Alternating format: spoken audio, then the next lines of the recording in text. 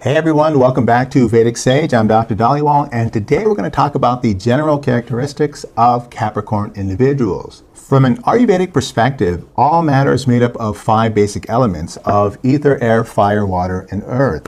And we can see here that the 5 basic elements condense down to form doshas, which are basically an organization of qualities.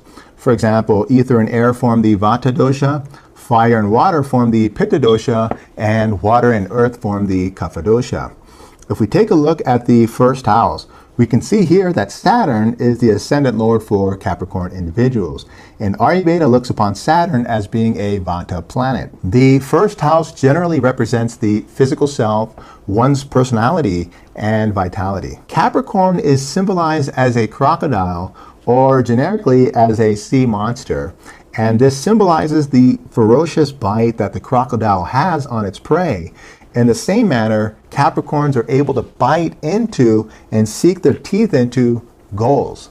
So these are very goal-oriented individuals. We can see this further by looking at Saturn, and Saturn is exalted in the sign of Libra, which happens to be the 10th house of career. Saturn allows Capricorn individuals to travel towards their goals patiently.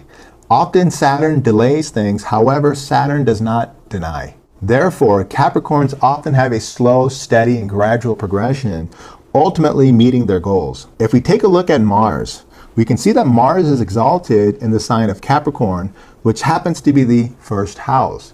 Mars is also a significator for property and even owns the 4th house of property and the 11th house of gains. This clearly shows that Capricorns often benefit from property and real estate. It's interesting to note that despite the ability to greatly benefit from properties, Capricorn individuals can still have a sense of disappointment even with the properties that they own. And this is because Saturn, the ascendant lord, happens to be debilitated in the sign of Aries, which happens to be the 4th house of property. Another interesting thing about Capricorns is that even though they can make good earnings, especially with property and real estate, they're not ones to spend money very easily. As mentioned, Capricorns make good on properties, especially because of the exalted Mars in the 1st house. This often makes Capricorns quite money-minded. We can see here that Saturn owns the 2nd house of accumulated wealth.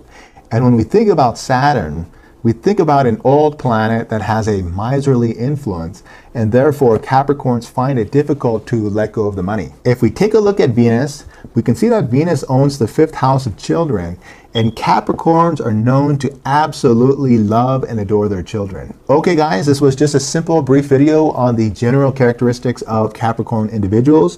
If you have any questions, feel free to post them down below in the comment section, or you can visit us at VedicSage.com. Okay guys, until we meet again, take care.